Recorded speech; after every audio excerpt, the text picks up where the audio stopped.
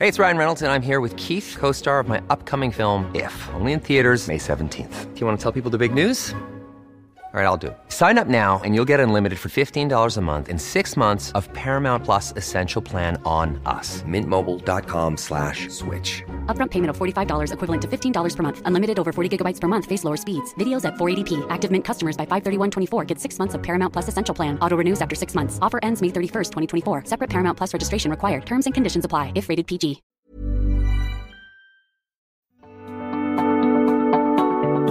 The Technion Israel Institute of Technology is where some of Israel's brightest minds ask the biggest question of all. What if? What if they could take on the world's biggest challenges? What if they could develop life-changing environmental, scientific, health, medical, and technological discoveries that will make a huge impact on Israel and the planet? But they don't just ask the question, they answer it too. They turn those ideas into reality. They make them happen. To see just some of the incredible things they've achieved, get the Technion Booklet of Wonders at ats.org/wonders. We hope it inspires you to give them your support so they can keep doing what they do best. The American Technion Society. World-changing discoveries by Israel's brightest minds, made possible by you.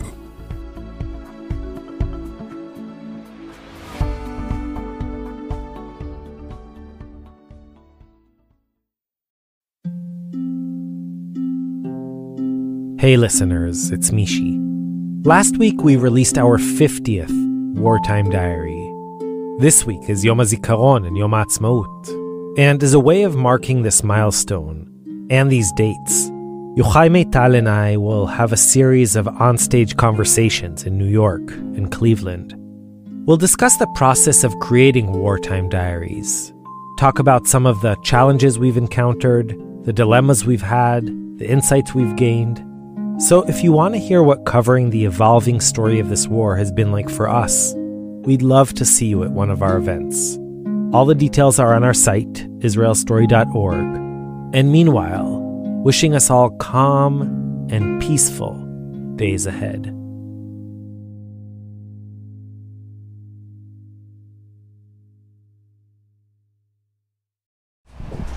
Okay, welcome to my humble home. Ta-da! So it's also my apartment and my studio. I'm making wedding cakes over there. Shall we have a look? Yeah, we can. We can. So it's light. Oh, it smells good. Oh, thank you. So these are the wedding cakes and all the cakes that I made for Jon-Jon, our son. Like you see, Mickey Mouse and I don't know, Disney's characters. What do you call that one? I forgot. Buzz. Yeah. Yeah, exactly. Infinity and Beyond. And Wow, a incredible. space something and Finding Nemo and Panda Bear and Looney Tunes and Mermaid, the Little Mermaid. So, okay, and this cake, it was the cake to my 30th birthday, which was like last month. And it's all of us, me and Yuval and Jon-Jon, even though it was just after Yuval's death, killed, I don't know how to say it. And I wanted us to have like our still moment as a family and sailing together. Yuval has a seasickness, head. I don't know if you say has or head, but this is it. Hey listeners, it's Mishi. So as you know, we're continuing our series of Wartime Diaries, which is our attempt to collect slivers of life during these difficult days. It's Yom HaZikaron again, Memorial Day for fallen soldiers and victims of terror.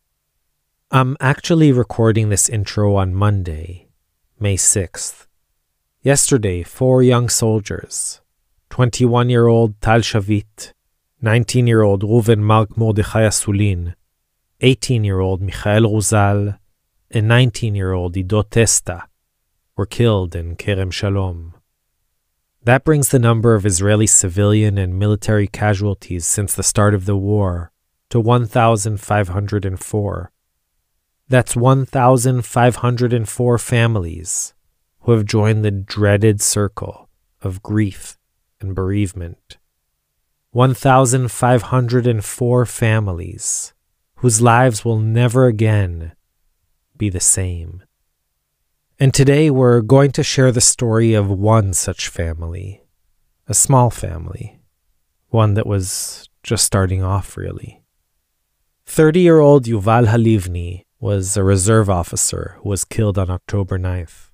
He left behind a wife, Amit Halivni Bar-Peled, who is a pastry chef and makes amazingly elaborate wedding cakes, and a little boy, Jon-Jon, who was less than 2 when his dad was killed.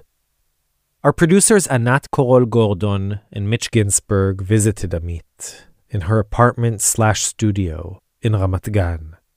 Here she is. My name is Amit Halivni Bar-Peled. I was married to Yuval, and I have a little son, Jonathan. We call him Jon-Jon. Yuval and I met on a delegation to the United States. We were both in the Scouts. So when we just started our senior year, we started dating. And since then, since September 2010, we are together, which means we are together 13 years. Wow. Yeah.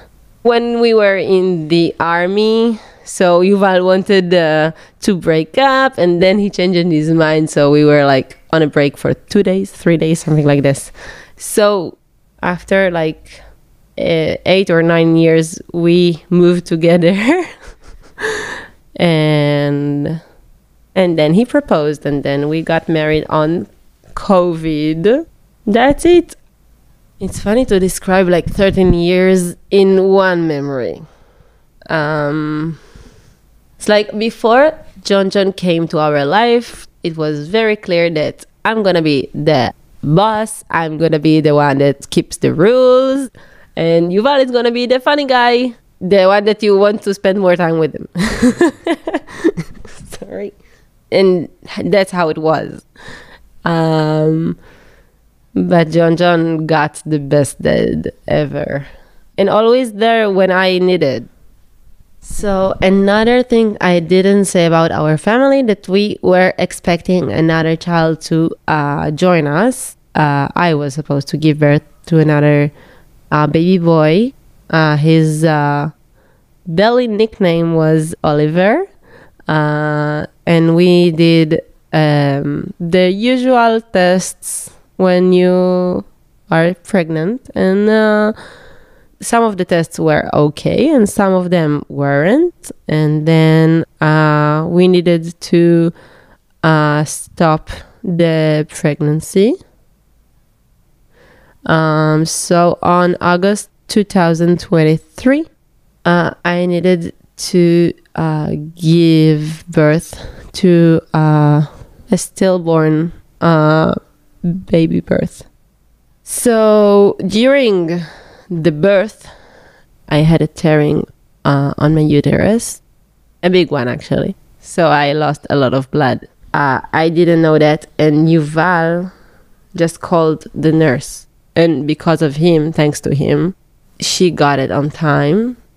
When he saw the doctors taking me to the operating room, he asked the doctor, is she be okay? And the doctor said something like, call her parents. I'm not sure she's gonna be okay. On Yuval's funeral, I said that maybe if I would have been dead at that point, he would not needed to go to this war, and then he would not getting killed, and then I don't know, our situation was different. Like Jonathan would still have only one parent, but I don't know, maybe I don't know if it's better that Yuval is gonna stay here, me is gonna stay here, I don't know. I think our story is like, it could not be good. That's how I see the situation. It's like how you don't switch it. It's like, or me or Yuval couldn't be here. But that's what we have. So we're gonna keep our story together. I don't know. With Yuval here or just on pictures. Can you tell us about October 7th for you? Okay. So on October 7th, early in the morning, like 6:30 a.m., there were lots of alarms and bombing Tel Aviv and, I don't know, the whole Israel. So I packed to go to my parents with Jonathan, and Yuval packed his backpack to go to the army. Of course, when he packed his stuff, we put his orange underwear aside because we knew that when Yuval wear his orange underwear, it's always a bad idea because these are the unlucky underwear. So we put them aside and Yuval went to the reserve. They took weapons and just went to Sderot. So Yuval and his soldiers went like apartment, clearing the city of Sderot so the people can go out. Every couple hours, Yuval would send me a message like, I'm okay, and keep fighting. I asked him once if he wants to talk to Jon-Jon, and he said like, no, I prefer not to talk to him because then I wouldn't be able to keep fighting. Just send me some photos and videos and I'll see that you're okay, and that's good for me. So anyway, on October 9, after a long night of fighting, Yuval and his soldiers were chasing some Hamas terrorists, and after they killed most of them, Yuval and two other guys bumped into a camouflage positions, and the Hamas terrorists that were hiding there just killed them on the spot. Sorry. And I got the announcement in the middle of the night. It was like 4:30 a.m. After they searched for me because I wasn't at the apartment. I was at my parents' house and they couldn't know that.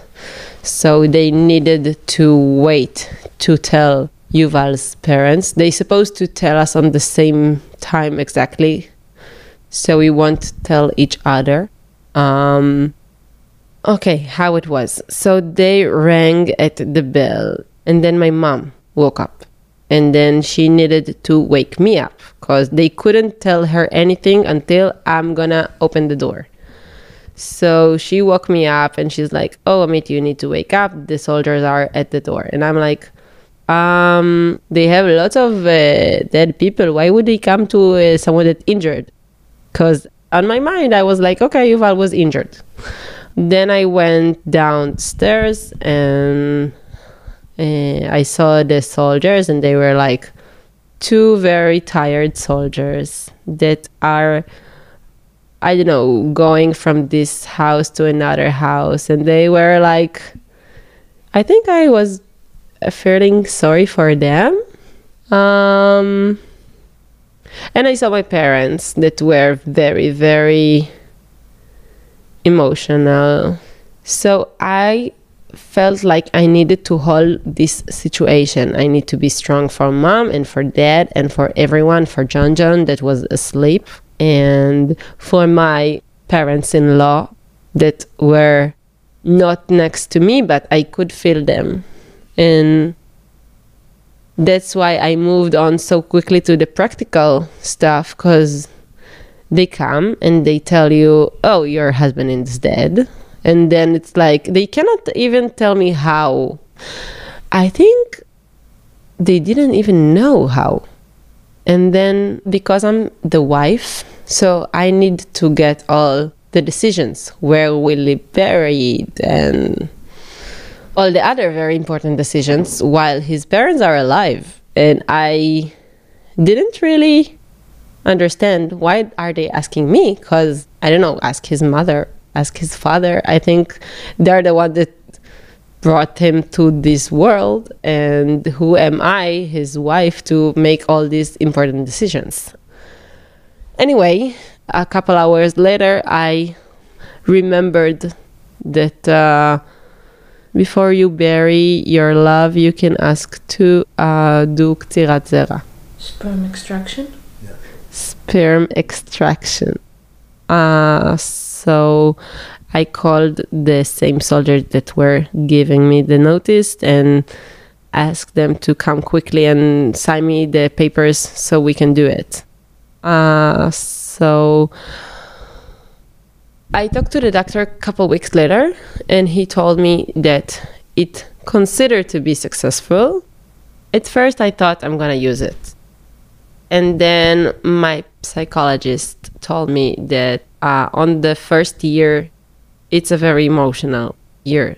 No one really lets you do very hard decisions that you may or may not regret them. So anyway, even if I wanted, the court would not let me on my first year of grieving. I was very upset because I wanted another brother or sister to Jon-Jon. I just wanted to extend my family like Yuval and I wanted to. And then they explained me that I don't know yet anything about life. It's it was very, very upset that someone tell you that you don't know yet everything when you think that you know everything. But I think I appreciate them taking care of me, because it's every day I wake up with another decision. One day I wake up and I think Jon-Jon have to have brothers and sisters. And the day after I wake up and I'm oh, it's just Jon-Jon and me against the world. So I think I'm gonna take this year to build our family again. I wanted to ask about Jon-Jon. I wanted to ask how you told him. I told him, I think on the last day of the Shiva, I was supposed to tell him on the first day when I just got the notice, but he didn't ask, so I didn't tell. So on the very last day of the Shiva, we sat to breakfast. He didn't ask, but I wanted to tell him. So it was oh, Jon-Jon, you remember where is daddy? And he was chewing something. And I'm so daddy is a hero. And he went to war. It was the first time that I said war. And he got killed. And he cannot come back. But he wanted to, but he cannot come back, and we will not see him again. But we can see him on pictures and videos, and we love daddy, and daddy loves us, and mommy is here with you, and grandma is here with you, and grandpa is the psychologist explained me that I need to tell him who's staying with him. And it was I was talking, and he was chewing and staring at one point. He's 2 years old and he's a very smart kid, and he didn't ask questions. He was understanding, not asking questions.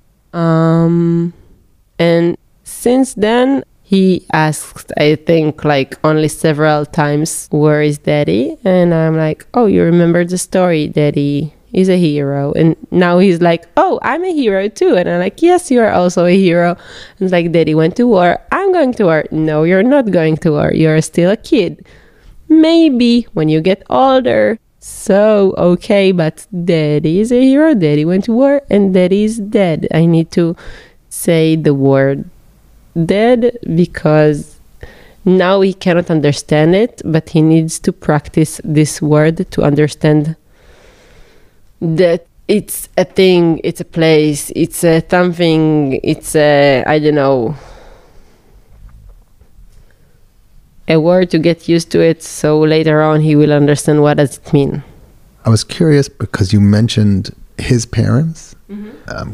was wondering what your relationship with them is like. So I'm like their daughter because Yuval and I together 13 years.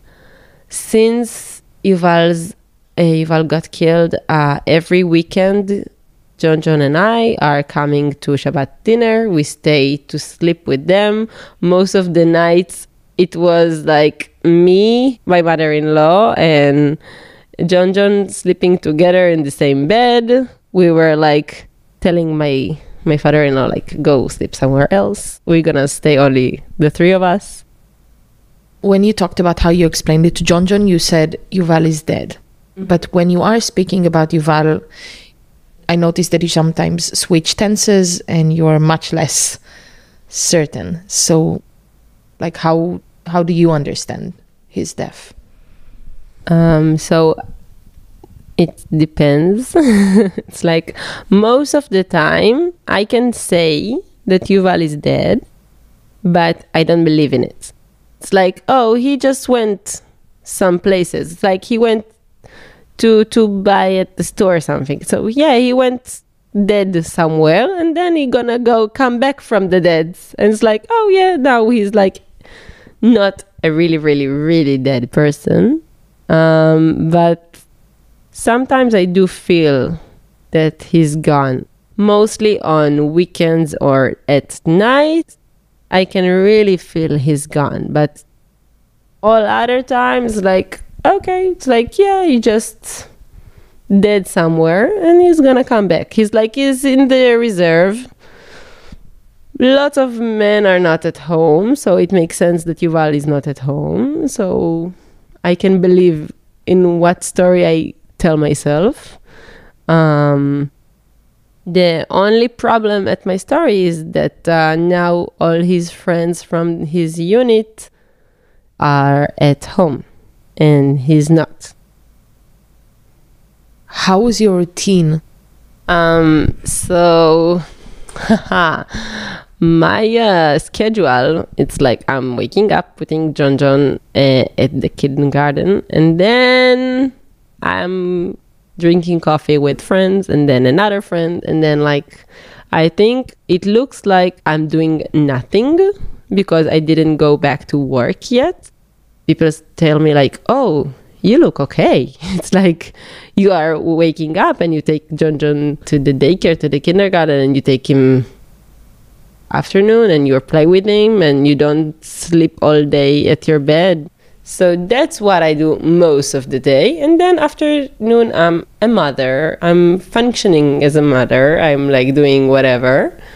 Playing, go to friends, like Jon-Jon's friends. And then after he will go to sleep, so I can switch my coffee with friends to a cup of wine with friends. But I surrounded by lots of friends and family, and I think that's what I do. So in some traditions, like widow supposed to not color their hair and wear only black, and they don't supposed to be like happy and I don't know, full of life. But I'm young and I want to live my life. Do you sometimes think what Yuval would say if he sees you? So lately Yuval and I have lots of conversation in my head. At the beginning, when he just got killed, we didn't talk at all. But now he comes a lot, and we're talking about how he is very proud of me. Sorry, emotional. That like I know him, and he would always like adore me, and always like, oh, you're the best, and you're doing that amazing, and you're an amazing mother, and you look amazing. And it's like, I don't know, I think that now he's so proud of how I handle it wherever he is right now, because right now he's not really dead to me, but wherever he is, so he's very happy of our family. me and Jon-Jon and him.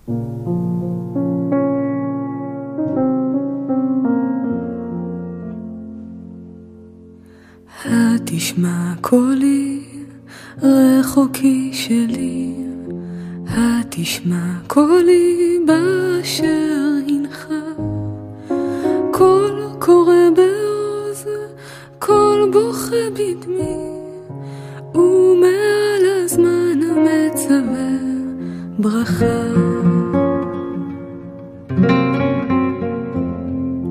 תבל זו רבה ודרכים ברב, נפגשות לדק נפרדות לעד, מבקש אדם אך כושלות רגליו, לא יוכל למצוא את אשר אבד.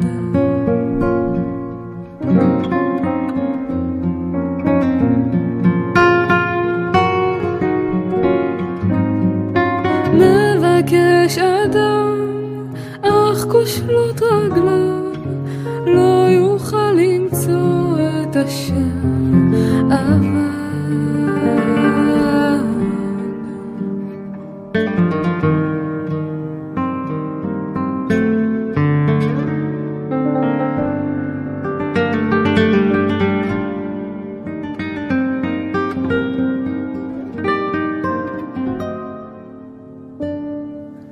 התשמע קולי,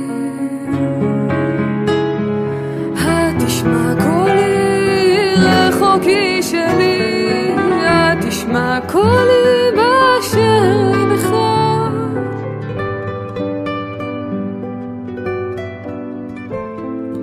ומעל הזמן מצווה ברכה.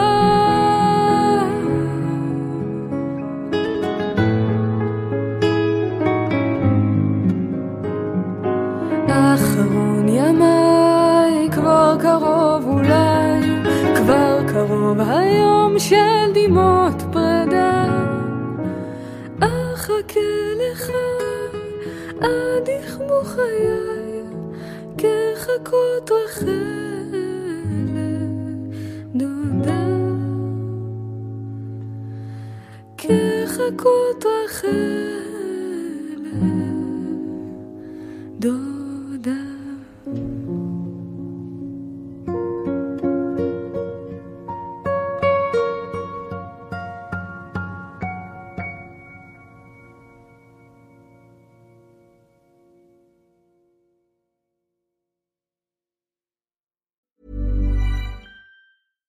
When you make decisions for your company, you look for the no-brainers. And if you have a lot of mailing to do, Stamps.com is the ultimate no-brainer. It streamlines your processes to make your business more efficient, which makes you less busy.